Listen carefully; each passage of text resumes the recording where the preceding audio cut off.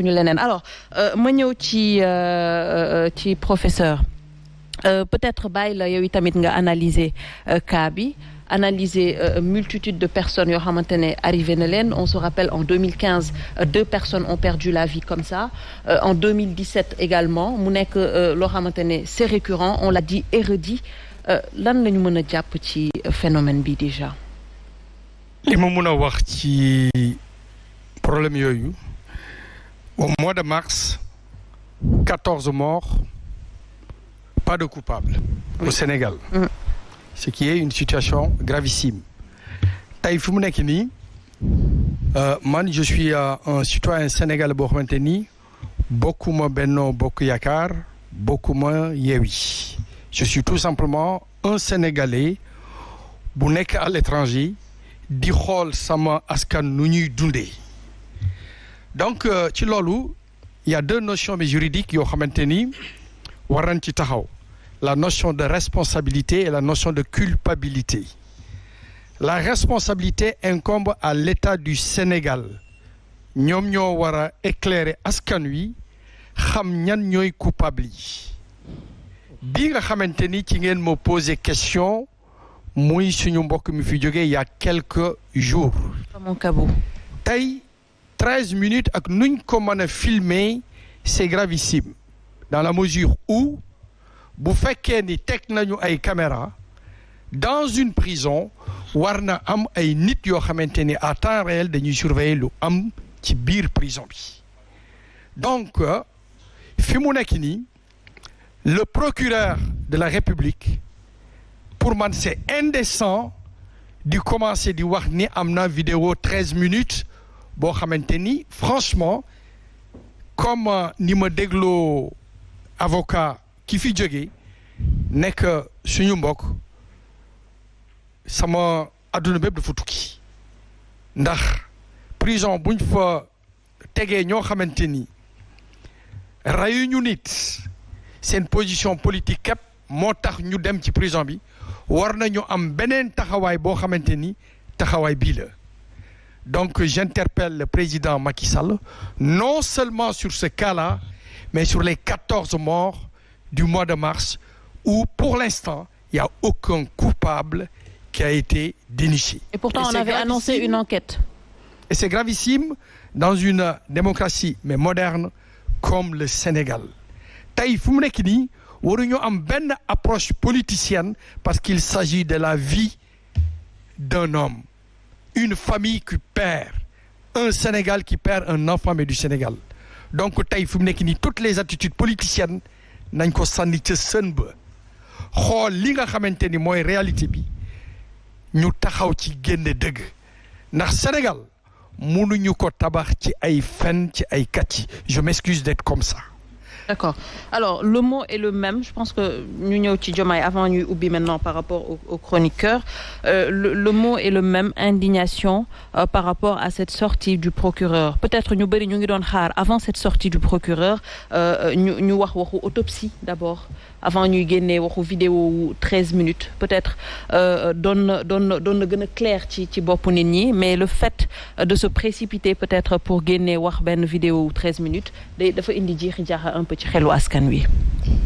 C'est regrettable parce qu'on est en train de vivre la désacralisation de l'institution du parquet au Sénégal.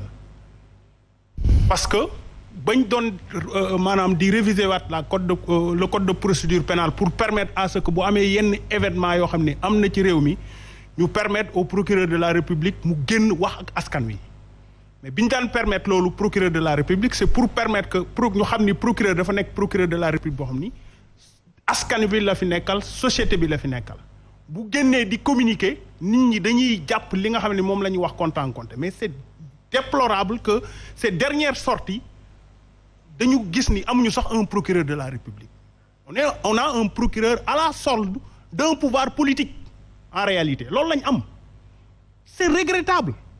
Et oui mais sur quoi tu te bases également Bassirou pour wax ne que on a un procureur à la solde de lii mooy deuxième sortie man bu ma gis sortie yëpp li ko lié lan la soubassement bi les faits c'est politique parce qu'il y avait eu des manifestations politiques ñu andil ñu d'abord des questions de rebelles man booy génn di wax ak askan wi da nga war a wax ak lu wóor lu téye loo xam ne ku ko dégg du ko sax banaliser mais bu ngeen defoon tey micro trottoir di laaj askan wi mais dañ naan le procureur bi li muy wax lan la bon mooy première sortie bi deuxième sortie bi également mort d'homme am na mort d'homme bi fan la amee hôpital la amee mais c'est à la suite garde à vue et le procureur nous parle de vidéo quel que soit vidéo bu nuñ ko mën di jëlee même bu dee vidéo surveillance ku nekk xam ne suñu commissariat yi nga xam ne moom lañ am muy gendarmerie muy police violon yi ngay am c'est en face du chef de poste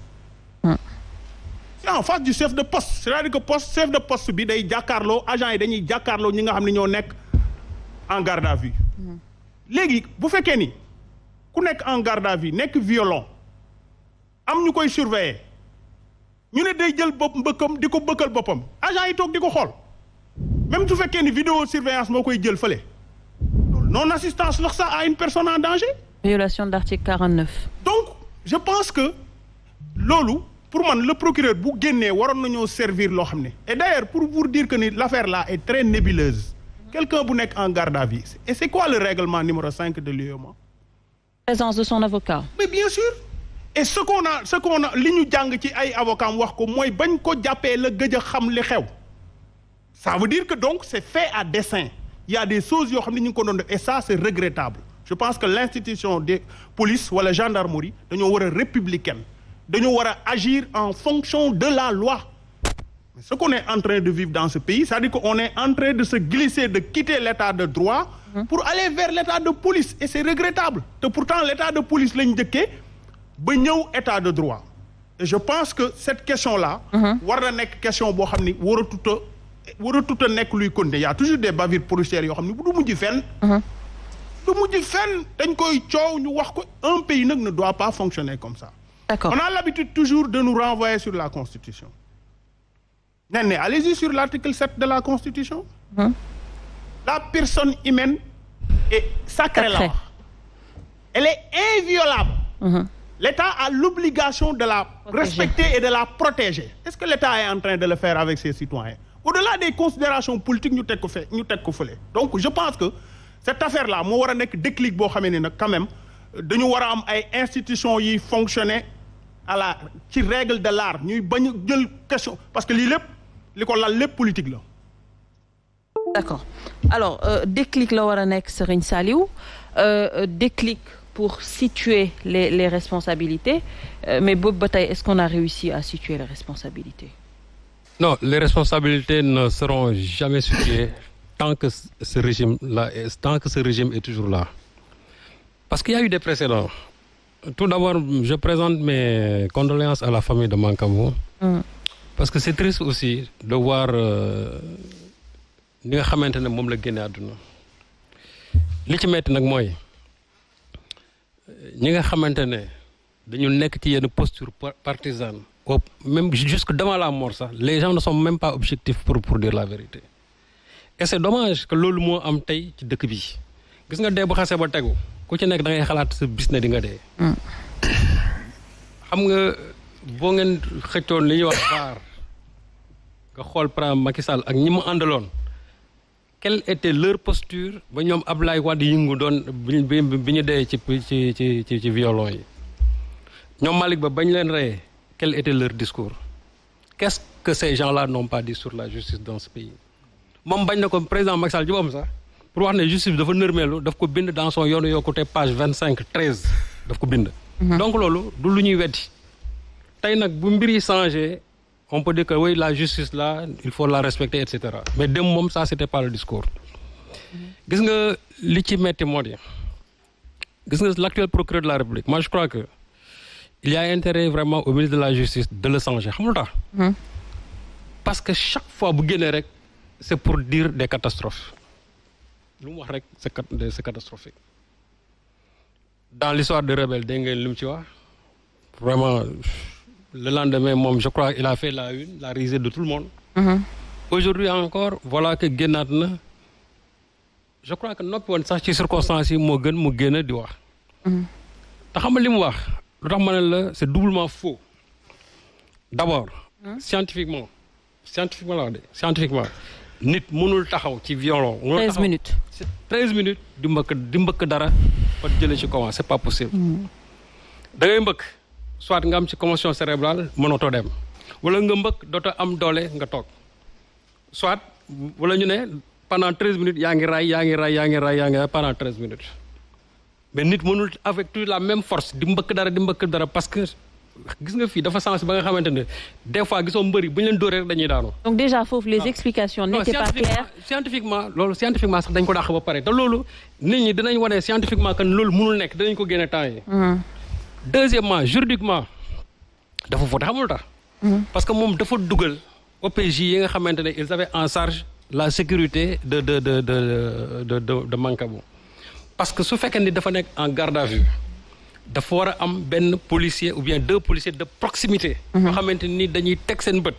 gis nga en France bu fekkee ne dafa am ku ñu placé garde à vue mu am lenn loo xam ne daf ko dal c'est-à-dire dafa am ay daan yoo xam mooy tegu ci kawam d'ailleurs même ñun suñu code de procédure pénale sax dafa prévoir ba demee article 59 dañu la su fekkente ne on a constaté des abus yoo xam ne dafa am ci benn ku ñu placé en garde à vue. instant boobu. le procureur moom ci boppam dafay saisir le procureur général mu daal di saisir la chambre d'accusation bu ko fexee ñu ubbi benn enquête. donc moom ci wàllu boppam tey dafa dugal ñi nga xamante ne ñoo nekk foofu. et en plus xam nga bu ñu wax ne pendant 13 minutes am na je ne sais pas dañ ko filmer quel que soit le mode opératoire. bi nga xam moom lañ ko filmer ak nu mu mën a demee c'est-à-dire responsabilité Mancabou c'est-à-dire ñoom seen responsabilité la nekkoon. OPJ yi il devait veiller sur sa sécurité. te xam nga dañ ne même ki ñu placé garde à vue dafa am ay droits. la droit non seulement dafa war a am médecin bu koy consulter dañ ko war a jox mu lekk di naan ba pare ñu non seulement encore dañoo on doit veiller sur sa sécurité. parce que il est toujours présumé innocent gis nga même tey kooku ñuy wax. su reyoon téeméeri nit on doit respecter sa personne comme ni ko. effectivement waxee léegi. Abdel Salam mii ñu doon. comment dirais-je atte barki dem en France combien de personnes il a tué combien mës nga dégg benn yoon avocat ma xëy ne gundu xataal nañ ko ci lii tëj nañ ko à perpétuité mais au moins kooku respecté nañ ko c'est-à-dire que nit ci boppam moo sacré ba nga xamante ne kenn amul droit. nit dafa am ay droits fondamentaux yoo xamante ne dañ ko war a respecté fondamentaux international relatif aux droits civils et politiques loolu ci boppam moom moo tere mu ne kenn amul droit. nga jël nit di ko dóor pour extorquer des aveux. kenn amul droit boobu. donc tey ma ne la procureur moo tax ma ne la dafa juum ñaari yoon.